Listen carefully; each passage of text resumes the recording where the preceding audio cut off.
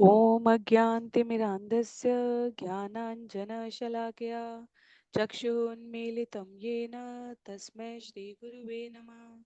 जय श्री कृष्ण चैतन्य प्रभु नित्यानंद श्री अद्वैत गदाधर श्रीवासादि गौर भक्तवृंद।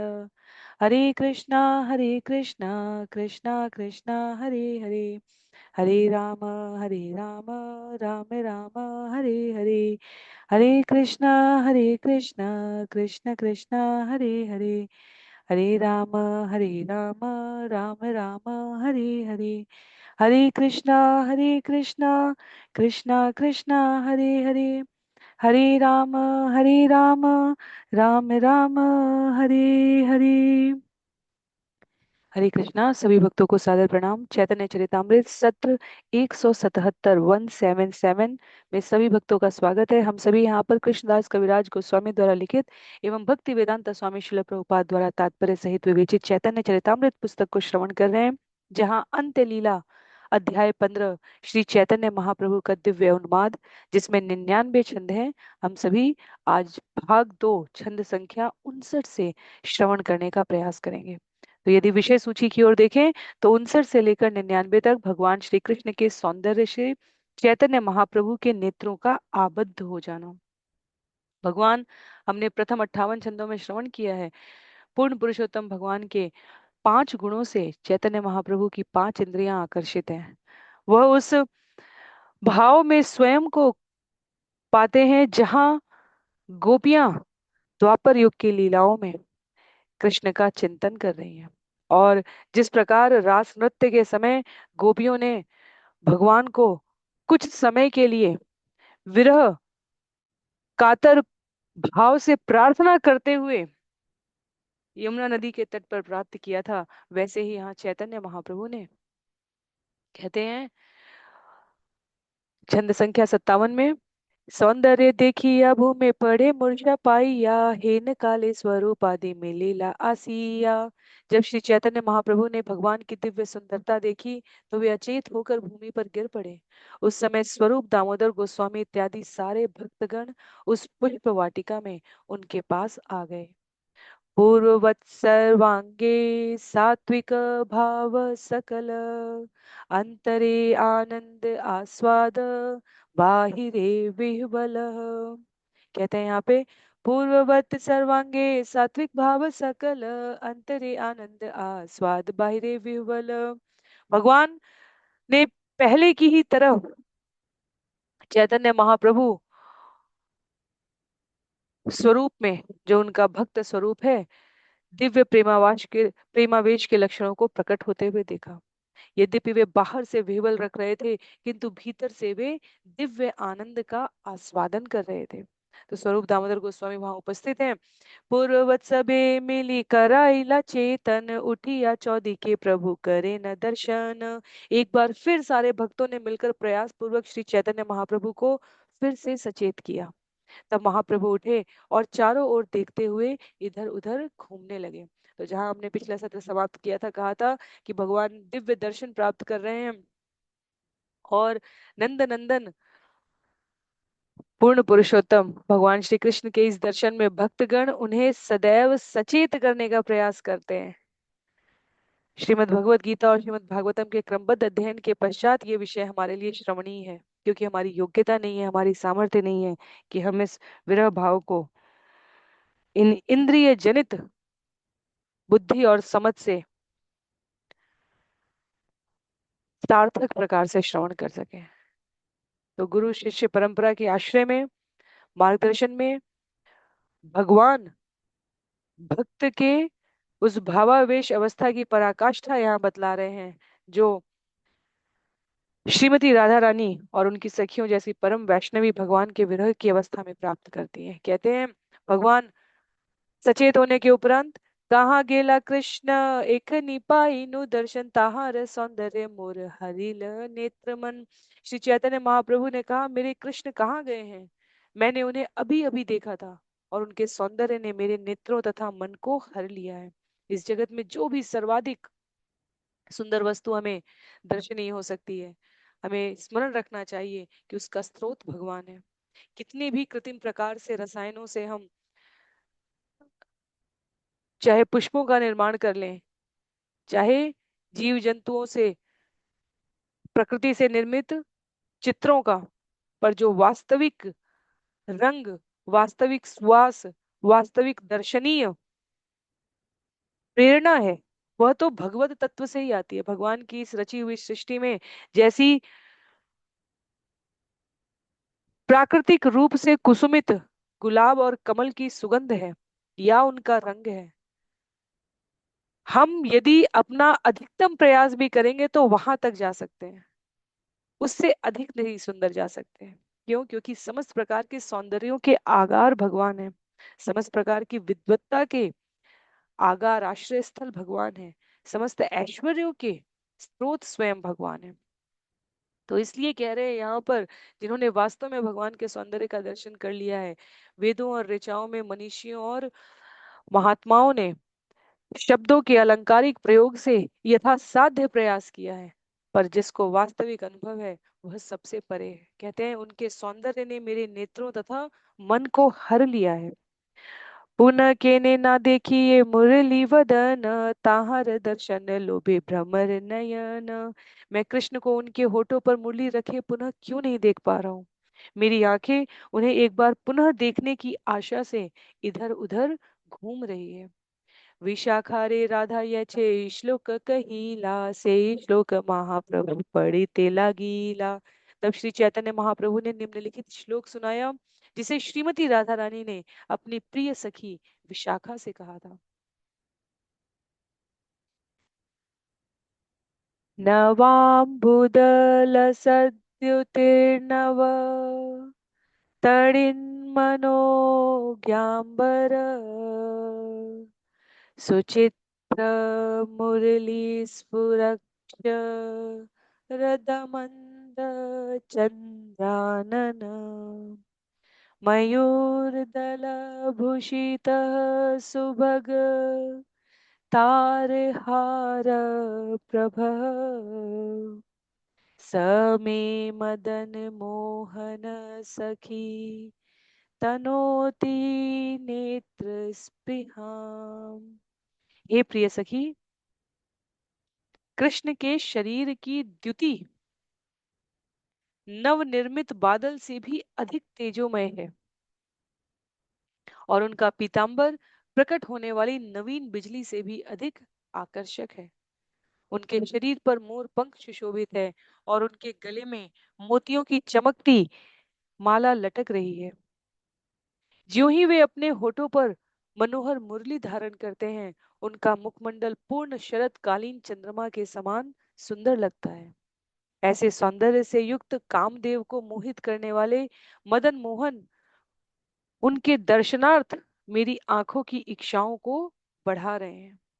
तो उस भाषा की ये अलंकारिक प्रस्तुति, जहाँ उपमाएं हैं, जहाँ भगवान के सौंदर्य को देखने की एक चित्तता में श्रीमती राधा रानी विशाखा से कहती है कि मदन मोहन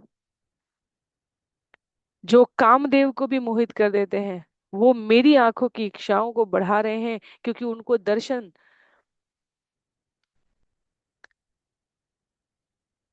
मेरी प्रक्रिया में यह अतीव सुंदर लग रहा है। कहते हैं आगे छंद संख्या 64 में, नवघन स्निग्ध वर्ण दलितांजन चिक्कण इंदिवर निंदी सुकोमल, जिनी उपमान गण हरे सभा नेत्र मन कृष्ण कांति परम प्रबल। कहते हैं चैतन्य महाप्रभु आगे, श्री कृष्ण का रंग चूर्ण किए हुए अंजन की भांति चमकीला है। यह नवनिर्मित बादल की शोभा को अतिक्रमण करने वाला है, और नीले कमल से भी अधिक कोमल है। निसंदेह उनका रंग इतना मोहक है कि हर एक के नेत्रों तथा मन को आकृष्ट करता है, और इतना प्रबल है कि सारी उपमाओं को पार कर जाता है। कह सकी कि करी उपाय। तो यहाँ पर पुनः तो एक छंद चैतन्य महाप्रभु का दिखता है, दूसरा छंद श्रीमती राधा रानी के शब्दों का उल्लेख करते हुए दिखता है। अंतर नहीं कर पाते हैं यहाँ श्रोता कि कौन इसमें किस भूमिका को वहन कर रहा है। कृष्णदास कविराज गोस्वामी चैतन्य महाप्रभु के भाव स्थिति का वर्णन करने के लिए श्रीमती राधा रानी के कृष्ण विरह वियोग के लिए शास्त्रों में उल्लिखित आचार्यों द्वारा रचनाओं में उद्धृत पंक्तियों का, शब्दों का प्रयोग कर ले जाते हैं। कहते हैं, कृष्णाद्भुत बलाहक मोर नेत्र चातक ना देखी पिया से मरियाय। हे प्रिय सखी, मुझे बताओ कि मैं क्या करूं। कृष्ण अद्भुत बादल के समान आकर्षक है और मेरी आंखें चातक पक्षी के समान हैं, जो प्यास के मारे मर रही हैं क्योंकि वे ऐसा बादल नहीं देख पा रही हैं। तो चातक पक्षी की विशेषता हम सभी को पता है। चातक पक्षी समय पर वर्षा हो, प्रकृति की ये बहुत बड़ी व्यवस्था के अंतर्गत आते हैं। चातक पक्षी केवल जो वर्षा का जल होता है उसे सीधे अपनी चोंच से ग्रहण करते हैं। ये चातक पक्षी की वंशानुगत परंपरा है। कहते हैं कि चातक पक्षी अपने शरीर का त्याग कर देंगे पर वर्षा की जल के अतिरिक्त और कोई जल नहीं ग्रहण करते हैं। और यहाँ पर वह अद्भुत समर्पण, वह त्याग, वह प्रतिबद्धता दिखाई जा रही है। अद्भुत बादल के समान आकर्षक है, पर फिर भी कहती है मेरी आंखें चातक पक्षी के समान हो गई है। कृष्ण बादल है यहाँ पर और दर्शन करती हुई आंखें चातक पक्षी के समान है। बादल का दर्शन नहीं कर पा रही है, इतनी आंखें व्याकुल है। कहते हैं, सौदाम्बिनी पीतांबर स्थिर नहीं निरंतर मुक्ताहार बक पाती भाल। इंद्रधनु शिखी पाखा ऊपर यदि आछे देखा आर धनु वैजयंती माल। कृष्ण का पीतांबर आकाश में चंचल बिजली के समान प्रतीत होता है और उनके गले की मोती की माला बादल के नीचे उड़ रही बगुलों की पंक्ति जैसी प्रतीत होती है। उनके सिर का मोर पंख तथा उनकी वैजयंती माला इंद्रधनुषों के समान लगती है, 5 रंग के फूलों वाली। तो जहां जहां भी श्रीमद् भागवतम में भगवान के सौंदर्य का वर्णन किया गया है, वहां इन प्राकृतिक उपमाओं से निकटस्थ समानता लाने के लिए, क्योंकि हमारी इंद्रियों ने आकाश की चंचल बिजली को देख रखा है, मोतियों की माला को देख रखा है, मोर के पंख को या बगुलों की पंक्तियों को देख रखा है, या इंद्रधनुष का दर्शन कर रखा है। तो निकटस्थ यदि हम अपनी धारणा में ध्यान कर सके भगवान का और उससे सुंदर दृश्यमान दर्शन को अपने मस्तिष्क में स्थिर कर सके, तो वैजयंती की माला इंद्रधनुष के समान लग रही है। सिर का मोरपंख या बगुलों की पंक्ति या गले की मोती की माला, ये सभी तुलनाएं भगवान के उस सौंदर्य की कल्पना करने के लिए जीव को प्रेरित कर रही है, जिस छवि में भगवान वास्तव में यहाँ उपस्थित हो सकते हैं जीव के समक्ष। कहते हैं, मुरली रकल ध्वनि मधुर गर्जन सुनी वृंदावनी नाचे मयूर चय। अकलंक पूर्ण कल लावण्य जोष्ना झलमलते चित्र चंद्र ताहाते उदय। कृष्ण के शरीर की कांति नवोदित निष्कलंक पूर्ण चंद्रमा के समान सुंदर है और उनकी वंशी की ध्वनि नवनिर्मित बादल की मधुर गर्जना के समान है। जब वृंदावन के मोर उस ध्वनि को सुनते हैं तो वे नृत्य करने लगते हैं। लीलामृत वर्षणे सिंचे चौदह भुवने हेन मेघ यबे देखा दील। दुर्दैव झैया पवने मेघे नील अन्य स्थाने मरे चातक पीते न पाइला। कृष्ण लीलाओं का बादल अपनी अमृत वर्षा से 14 लोकों को सिक्त कर रहा है और दुर्भाग्यवश जब वह बादल प्रकट हुआ तो हवा का एक प्रबल झोंका आया जो उसे मुझसे दूर उड़ा ले गया। उस बादल को न देख पाकर मेरे चकोर रूपी नेत्र प्यास से मृत प्राय हो रहे हैं। श्रीमती राधा रानी कह रही है यहाँ पर, 14 लोगों को जो सिक्त कर दे, वैसी कृष्ण लीला का बादल है। उस बादल से होने वाली अमृत वर्षा 14 लोगों को सिक्त कर रही है। और जब वह मेरे समक्ष उपस्थित आया तो एक हवा के प्रबल झोंके से न देख पाने के कारण मेरे चकोर चातक, जो कहा था, नेत्र मृत प्राय से हो रहे हैं। पुनः कहे हाय हाय पढ़ पढ़ राम राय, कहे प्रभु गद गद आख्याने। रामानंद पढ़े शोक सुनी प्रभु हर्ष शोक, आपने प्रभु करें व्याख्याने। तो यहाँ चैतन्य महाप्रभु स्वयं स्वयं अवरुद्ध वाणी से रुक रुक कर इसका गान कर रहे हैं, कह रहे हैं अवरुद्ध वाणी से, हाय हाय राम राय तुम पढ़ते रहो। और इस तरह रामानंद राय एक श्लोक पढ़ने लगे। इस श्लोक को सुनते हुए महाप्रभु कभी अत्यधिक हर्षित होते, तो कभी शोक संतप्त हो जाते। और बाद में महाप्रभु ने स्वयं ही इस श्लोक की व्याख्या की है।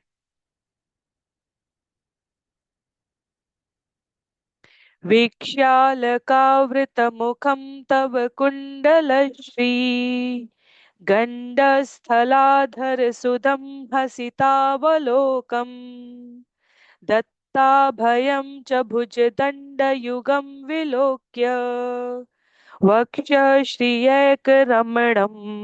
च भवाम दास्यः। कहते हैं यहाँ पर श्लोक रामानंद राय ने गायन किया है, और उसका तात्पर्य भावार्थ स्वयं चैतन्य महाप्रभु प्रस्तुत करते हैं। हे कृष्ण, घुंघराले बालों से सुशोभित आपके सुंदर मुख को, तो जिस क्षण आचार्य ये शब्द लिखे, हमें इसको अपनी छवि में, नेत्रों की प्रस्तुति में उतारने का प्रयत्न करना चाहिए। घुंघराले बालों से सुशोभित आपके सुंदर मुख को, आपके गाल पर लटकते कुंडलों की शोभा को, आपके होठों के अमृत को, आपकी हसीली चितवन के सौंदर्य को, आपकी अभय प्रदान करने वाली दोनों भुजाओं को, तथा दाम्पत्य का आकर्षण उत्पन्न करने वाले आपके चौड़े वक्षस्थल के सौंदर्य को देखकर हमने आपकी दासी बनने के लिए अपने आप को समर्पित कर दिया है। श्रीमद् भागवतम स्कंद 10 अध्याय 29 श्लोक संख्या 39 से उद्धृत ये श्लोक है, जिसे गोपियों ने रास नृत्य के समय श्री कृष्ण के पास आने पर कहा था। तो जब यहाँ पर हम ये श्रवण करते हैं, तो हमें स्मरण रखना चाहिए, इस जगत का कोई भी विकृत आकर्षण, इंद्रिय जनित स्नेह इन शब्दों की समता नहीं कर सकता। माधुर्य भाव की पराकाष्ठा में जहां गोपियां इस जगत से संबंधित सभी प्रकार के आकर्षणों को त्याग कर भगवान के समक्ष खड़ी हैं, तब उनके भीतर ये सामर्थ्य है कि वे इन शब्दों को कह सकें। इस जगत के विकृत स्त्री पुरुष प्रेम से संबंधित विषय की छवि नहीं है यहाँ पर, और स्थान स्थान पर श्रील प्रभुपाद हमें इसके लिए सतर्क करते हैं। हमारे लिए आध्यात्मिक जगत की लीलाओं का इस धराधाम पर किया गया यह प्रस्तुतिकरण निरासक्त रहकर, कुंठा रहित, क्रोध रहित, द्वेष रहित, किसी भी प्रकार की काम वासना से रहित स्नेह का दर्शन कर पाने के लिए प्रस्तुत विवरण है ये। कहते हैं, कृष्ण जनी पद्म चांद पाती याछे मुख फांद ताते अधर मधु स्मित चार व्रज नारी आसी आसी फांदे पड़ी हय दासी शाड़ी लाज पति घर द्वार। श्री चैतन्य महाप्रभु ने कहा, चंद्रमा तथा कमल को जीत लेने के बाद कृष्ण ने मृगी समान गोपियों को पकड़ना चाहा, इसलिए उन्होंने अपने सुंदर मुख रूपी फंदे को फैला दिया और गोपियों को फंसाने के लिए उसमें अपनी मधुर हंसी का चारा रख दिया। गोपियां उस फंदे की शिकार बन गई और अपने घर परिवार पति तथा प्रतिष्ठा को त्याग कर कृष्ण की दासियां बन गई। एक सुंदर, एक नवजात बालक की स्मित हास्य को देखकर, उसका रंग रूप आकार कैसा भी हो, पर स्मित हास्य को देखकर माताएं उस सौंदर्य में अपने आप को आकर्षित पाती हैं। कहते हैं यहाँ फंसाने के लिए, गोपियों को फंसाने के लिए भगवान ने कौन सा चारा रखा है? अपनी मधुर हंसी का। सुंदर मुख रूपी फंदे को फैलाया है और मधुर हंसी का चारा रखा है।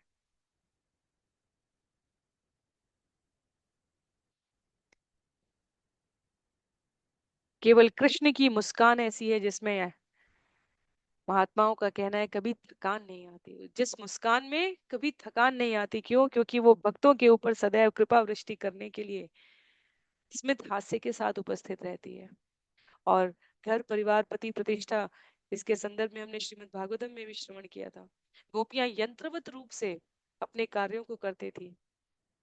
जो भी शरीर से संबंधित उत्तरदायित्व हैं और जिम्मेदारियां हैं, पर उनका चित्त, उनका मन, उनकी बुद्धि उनके विचार सदैव श्री कृष्ण के आलंबन में, उनके चरणों में समर्पित रहते हैं। और ये भक्त बनने की परिपूर्ण अवस्था है, इसलिए गोपियां शिरोमणि है। बांधव कृष्ण करे व्याधिर आचार, नाही माने धर्मा धर्म हरे नारी मृगी मर्म। क्षमा कीजिए।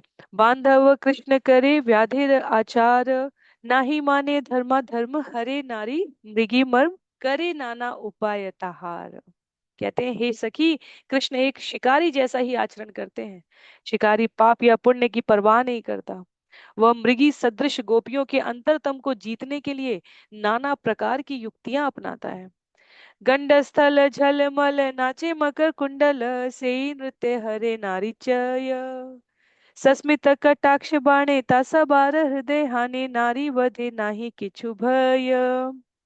कृष्ण के गालों पर नृत्य करते कुंडल मकर के आकार के हैं, और वे बहुत उज्जवल प्रकाश से चमकते हैं। ये नृत्य करते कुंडल सारी स्त्रियों के मनों को आकर्षित करते हैं। इसके अतिरिक्त कृष्ण अपनी मधुर मुस्कान भरी चितवन के बाणों से स्त्रियों के हृदयों को भेद देते हैं। इस तरह से स्त्रियों का वध करते हुए वे तनिक भी भयभीत नहीं होते। तो यहाँ शब्दों को उनके भावों के साथ समझना है। जो शब्दों का हमें तात्कालिक अर्थ लगता है वो पर्याप्त नहीं है। भगवान ने स्त्रियों के वध की जो बात की है यहाँ हृदय को भेद देने के लिए, उसका हथियार क्या है? उनकी मधुर मुस्कान भरी चितवन। भक्त के जीवन का प्राणाधार है भगवान की प्रसन्नता के लिए उनकी सेवा करते हुए कार्य करना। और इसकी प्रथम पंक्ति में कहते हैं, मकर आकार के कुंडल उनके गालों पर नृत्य कर रहे हैं। ये सबके हृदय को मोहित करने वाली छवि है, इतनी मोहित करने वाली कि 5 वर्ष के ध्रुव तपस्या में हृदय में भगवान को देख रहे हैं और भगवान सामने उपस्थित हो जाते हैं। तब भी ध्रुव अपने नेत्रों को खोलना नहीं चाहते, क्योंकि उनको हृदय में भगवान की सुंदर छवि दिख रही है। भगवान को हृदय से उस छवि को पहले मिटाना पड़ा है। श्रीमद् भागवतम में प्रसंग में वर्णन आता है। तब आकुल व्याकुल होकर ध्रुव ने नेत्र खोले और सामने जो छवि हृदय में धारण थी उसको प्रस्तुत होते हुए देखा। तो 5 वर्ष के, यहाँ केवल गोपियों की बात नहीं, भगवान के सौंदर्य को स्त्री ने, पुरुष ने, इस जगत में पशु ने, पक्षी ने, देवताओं ने, राक्षसों ने, सबने समान रूप से सराहा है। क्योंकि जो सुंदर प्रिय नेत्रों को भाने वाली वस्तु है,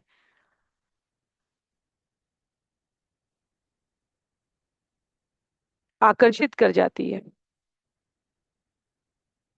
5 वर्ष के बालक को किस प्रकार के वस्तु में, सौंदर्य में आकर्षण अनुभूत होगा? यदि हम विचार करें तो यह इंद्रिय से परे का अनुभव है। जितना आनंद यहाँ गोपियों को आ रहा है, उतना ही आनंद 5 वर्ष के ध्रुव को आया। उतना ही आनंद नारद मुनि को अपने पूर्व जीवन काल में आया। एक क्षण के लिए भगवान का दर्शन हुआ और वो छवि चली गई, और नारद ने, मुनि ने उसके बाद इतना ध्यान लगाने की कोशिश की और वो छवि उनके समक्ष नहीं आती है। और फिर जब नारद व्याकुल हो जाते हैं, तब उनको भविष्यवाणी होती है कि अगले जन्म में तुम मुझे प्राप्त करोगे। तो इसलिए भगवान का सौंदर्य स्त्री और पुरुष शरीर से परे है। जो कुछ भी इस जगत में हम सौंदर्यशाली देख सकते हैं, उसका स्रोत भगवान है। और उस सौंदर्य से भगवान गोपियों को, के हृदयों को भेदित कर रहे हैं। अति उच्च सुविस्तार लक्ष्मी श्रीवत्स अलंकार, कृष्णेर ये डाकातिया वक्ष। व्रज देवी लक्ष लक्ष तासा बार मनोवक्ष, हरि दासी करी बारे दक्ष। कहते हैं कृष्ण के वक्षस्थल पर श्रीवत्स चिन्ह जैसे आभूषण है, जो लक्ष्मी के निवास का सूचक चिन्ह है। उनका वक्षस्थल जो लुटेरों के वक्षस्थल जैसा चौड़ा है, लाखों व्रजबालाओं के मनो तथा वक्षस्थलों को बलात् आकृष्ट करता है। इस तरह वे सब पूर्ण पुरुषोत्तम भगवान की दासियां बन जाती हैं। सुललित दीर्घागल कृष्णेर भुज युगल, भुज नहे कृष्ण सर्पकाय। दुई शैल छिद्रे पैशे नारी हृदय दंशे, मरे नारी से विष ज्वालाय। कृष्ण की दोनों भुजाएं सुंदर लंबी जंजीरों के समान है। वे उन काले सर्पों के शरीर से भी मिलती जुलती है जो स्त्रियों के दो पर्वताकार स्तनों के बीच की संधि में प्रवेश करके उनके हृदयों को डस लेते हैं, और तब स्त्रियां विष की अग्नि से मर जाती हैं। शिल प्रभुपाद यहाँ पर अतिरिक्त तात्पर्य के शब्दों की व्यंजना की अभिव्यंजनाओं की प्रस्तुति के परे मात्र एक पंक्ति में यह कह देते हैं कि भक्त के जीवन का जो सबसे बड़ा उतावलापन है वो भगवान का सामिप्य है। और गोपियां जब इस सामिप्य को प्राप्त करती हैं तब उन्हें अन्य किसी वस्तु या व्यक्ति की चाह नहीं है। तो भगवान के मकराकृत कुंडल जो उनके गालों पर आ रहे हैं, उनकी वैजयंती की माला, उनका श्री कौस्तुभ वत्स जो वक्षस्थल पर सुशोभित अलंकृत है, और उनकी दोनों भुजाएं जो यहाँ पर सर्प की गति के समान निकटस्थ तुलना में प्रयोग की गई हैं, जो आलंबन देती हैं, अवलंबन देती हैं भक्तों को कि उनका सर्वाधिक प्रिय इस जगत में और इस जगत के परे वह उनके समक्ष है। इस आलंबन से गोपियों के हृदय को शीतलता प्राप्त होती है। कृष्ण कर पद तल कोटि चंद्र सुशीतल, जीनी कर्पूर वेणा मूल चंदन। एक बार यार स्पर्शे स्मर ज्वाला, विश्व नाशे यार स्पर्शे लुप्त नारी मन। कहते हैं यहाँ पर कपूर, खसखस की जड़ें तथा चंदन, इन तीनों के सम्मिलित शीतलकारी प्रभाव को कृष्ण की हथेलियों की तथा उनके पैरों के तलवों की शीतलता अतिक्रमण कर जाती हैं, क्योंकि ये करोड़ों चंद्रमाओं से भी अधिक शीतल तथा मनभावन है। यदि स्त्रियों को इनका एक बार भी स्पर्श हो जाता है तो उनके मन बहक जाते हैं, और कृष्ण के लिए कामेक्षा की विष ज्वाला तुरंत दूर हो जाती है। एक एक अंग कांति का यहाँ ये सुंदर उल्लेख है। छंद संख्या 77 में, एते विलाप करी प्रेमावेशे गौर हरि, एई अर्थे पढ़े एक श्लोक। से श्लोक पढ़ी राधा विशाखारे, कहे बाधा उघाड़िया हृदय शोक। प्रेम विलास प्रेमावेश में विलाप करते हुए श्री चैतन्य महाप्रभु ने तब निम्नलिखित श्लोक सुनाया, जिसे श्रीमती राधा रानी ने अपनी सखी श्रीमती विशाखा से अपने हृदय का शोक प्रकट करने के लिए कहा था। भगवान को सब स्मृति है, इस जगत में स्मृति के स्रोत है भगवान, ऐसा कुछ नहीं है जो उनकी स्मृति से परे है। स्वयं भगवान कभी श्रीमती राधा रानी बन जाते हैं, कभी सखियां बन जाते हैं, कभी रामानंद राय से कहते हैं उल्लेख करो, कभी रामानंद राय उल्लेख कर रहे हैं तो वो उसका व्याख्यान कर रहे हैं। कहते हैं, हरि मणि कवाटिका प्रततहारी वक्षस्थल, स्मरार्त तरुणी मना कलुषहारी दुर्गल, सुधांशु हरि चंदनोत्पल, सीताभ्र शीतांगक, समे मदन मोहन सखी, तनोति वृक्ष स्पृहा। कहते हैं, हे सखी, कृष्ण का वक्षस्थल इंद्र नील मणि से बने द्वार की तरह चौड़ा और आकर्षक है। उनकी दोनों बाहें जंजीर की तरह दृढ़ हैं, और वे उन युवतियों की मानसिक चिंता को दूर कर सकती है जो उनके लिए कामेक्षाओं से पीड़ित है। उनका शरीर चंद्रमा, चंदन, कमल पुष्प तथा कपूर से भी अधिक शीतल है। इस तरह कामदेव को आकर्षित करने वाले मदन मोहन मेरे वक्षस्थलों की इच्छा को बढ़ा रहे हैं। तो गोविंद लीलामृत का श्लोक है ये। प्रभु कहे कृष्ण मुई एख नहीं पाइनु, आप नार दुर्दैव पुनु हराइनु। तब श्री चैतन्य महाप्रभु ने कहा, अभी अभी मुझे कृष्ण मिले थे, किंतु दुर्भाग्यवश मैंने पुनः उन्हें खो दिया है।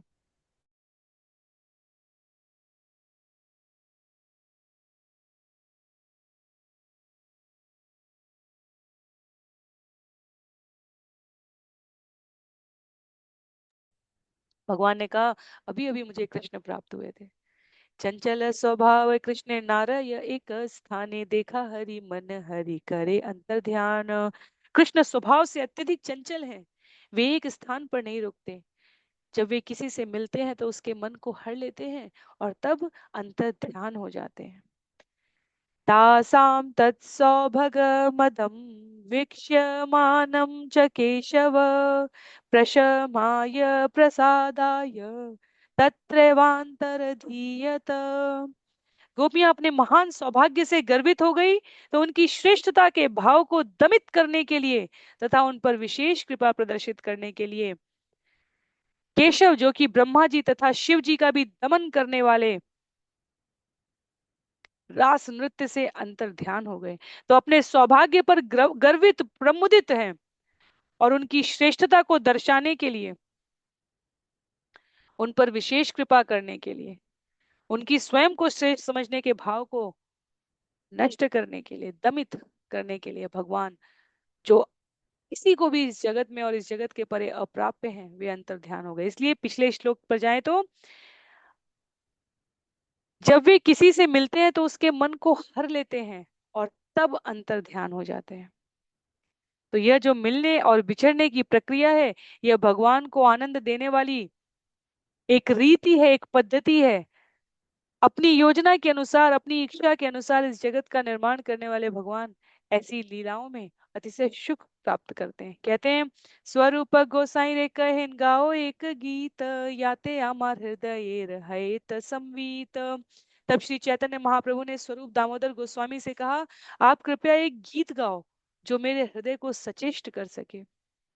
स्वरूप गोसाई तबे मधुर करिया, गीत गोविंदेर पद गाए प्रभु सुनाइया। इस तरह श्री चैतन्य महाप्रभु की प्रसन्नता के लिए स्वरूप दामोदर गोस्वामी गीत गोविंद का निम्नलिखित पद अत्यंत मधुर स्वर में गाने लगे।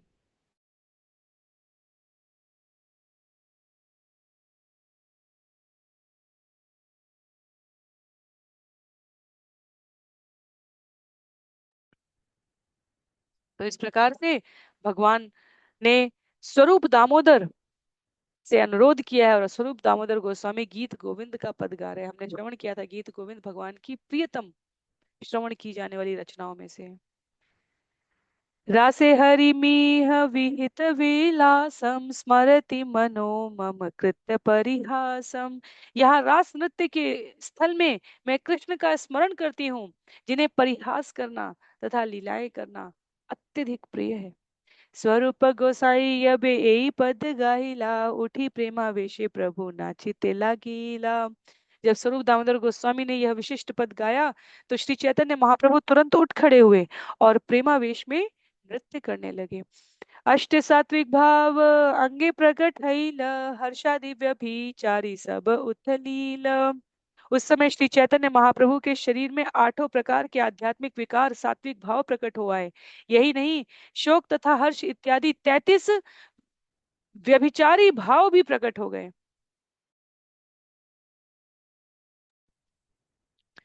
भावोदय भाव संधि भाव शाबल्य, भावे भावे महायुद्धि सबार प्राबल्य।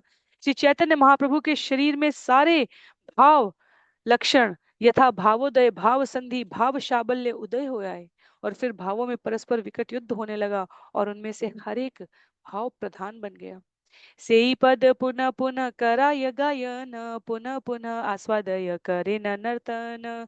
श्री चैतन्य महाप्रभु ने स्वरूप दामोदर गोस्वामी से बारंबार उसी श्लोक को गाने के लिए कहा, और वे जितनी बार गाते, महाप्रभु को नया आस्वादन प्राप्त होता और वे बारंबार नृत्य करते। तो इस श्लोक का भाव क्या है? श्लोक का भाव है कि भगवान रासलीला में, रासलीला स्थली पर पुनः उपस्थित हो गए हैं, और रासलीला में सभी को आनंदित कर रहे हैं। तो यह प्रसन्नता का, प्रमुदित होने का अवसर है कि भगवान और भक्त का पुनः मिलन हो चुका है। इसलिए उन्होंने अनुरोध किया स्वरूप दामोदर गोस्वामी से बार बार गीत गोविंद के इस पद को गाते रहने के लिए। एई मत नृत्य यदि हई लबभूषण, स्वरूप गोसाई पद कैला समापन। जब महाप्रभु देर तक नृत्य करते रहे, तब स्वरूप दामोदर गोस्वामी ने उस श्लोक को गाना बंद कर दिया। बल बल बलि प्रभु कहेन बार बार, न गाय स्वरूप गोसाई श्रम देखी तार। श्री चैतन्य महाप्रभु ने बारंबार कहा, गाओ, गाते रहो, गाते रहो, किंतु महाप्रभु की थकान को देखते हुए स्वरूप दामोदर ने उसे फिर से नहीं गाया। बल बल प्रभु बलेन भक्त गण शूनी, चौधी के ते सबे मेली करे हरि ध्वनि। गाते रहो, गाते रहो सुनकर भक्तों ने उनके चारों ओर एकत्र होकर एक साथ हरिनाम का संकीर्तन किया है।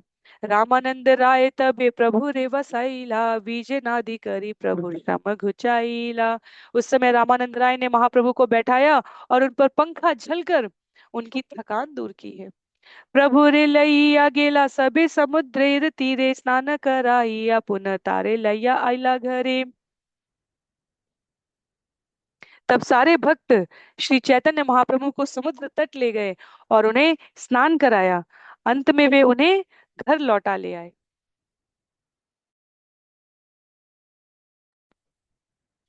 भोजन कराया प्रभु रे कराइला शयन, रामानंद आदि सभे केला निज स्थान। महाप्रभु को दोपहर का भोजन कराने के बाद उन्हें लिटा दिया गया। तब रामानंद इत्यादि सारे भक्त अपने अपने घरों को लौट गए। एत कहिलु प्रभु उद्यान विहार, वृंदावन भ्रमे यहाँ प्रवेश ताहार। इस तरह मैंने श्री चैतन्य महाप्रभु के पुष्प वाटिका भ्रमण की लीला का वर्णन किया है। महाप्रभु ने वृंदावन समझकर इस पुष्प वाटिका में प्रवेश किया था। तो कृष्णदास कविराज गोस्वामी कहते हैं कि प्रलाप सहित ए उन्माद वर्णन, श्री रूप गोसाई यहाँ करी याचन वर्णन। वहां पर उन्होंने दिव्य उन्माद तथा प्रलाप प्रकट किया, जिसे रूप गोस्वामी ने अपनी स्तव माला में सुंदर ढंग से इस प्रकार अंकित किया है। क्या है? पयोराशे स्थिरे स्फुरद उपवनाली कलनया, मुहुर्वृंदारण्य स्मरण जनित प्रेम विवश, क्वचित् कृष्णावृत्ति प्रचल रसनो भक्ति रसिकः, स चैतन्य किं मे पुनः अपि दृशोर्यास्यति पदम्। श्री चैतन्य महाप्रभु सर्वोच्च भक्त हैं। समुद्र तट पर विचरण करते हुए कभी कभी वे पास ही सुंदर उद्यान देखते और उसे वृंदावन का जंगल समझ बैठते। इस तरह वे कृष्ण प्रेम से पूर्णतया विह्वल हो जाते, पवित्र नाम का कीर्तन करने लगते, नृत्य करने लगते, और जब वे कृष्ण कृष्ण का उच्चारण करते तो उनकी जीभ निरंतर चलती रहती। क्या वे पुनः मेरे नेत्रों के समक्ष दृष्टिगोचर होंगे? तो रूप गोस्वामी जी कृत स्तव माला के प्रथम चैतन्याष्टक का छठा श्लोक है ये। अनंत चैतन्य लीला नाया लिखन, दिक मात्र दिखाई ताहा करिए सूचन। कहते हैं कृष्णदास कविराज गोस्वामी, श्री चैतन्य महाप्रभु की लीलाएं अनंत हैं, उनको ठीक ठीक लिखन पाना संभव नहीं है। मैं उनका परिचय देने के प्रयास में उनको इंगित मात्र, संकेत मात्र कर सकता हूँ। श्री रूप रघुनाथ पदे यार आश, चैतन्य चरितामृत कहे कृष्णदास। श्री रूप तथा श्री रघुनाथ के चरण कमलों की वंदना करते हुए तथा सदैव उनकी कृपा की कामना करते हुए उनके चरण चिन्हों पर चलते हुए मैं कृष्णदास श्री चैतन्य चरितामृत का वर्णन कर रहा हूँ। इस प्रकार श्री चैतन्य चरितामृत अंत्य लीला के अंतर्गत श्री चैतन्य महाप्रभु का दिव्योन्माद शीर्षक 15वें अध्याय का भक्ति वेदांत तात्पर्य यहाँ पर पूर्ण हो रहा है।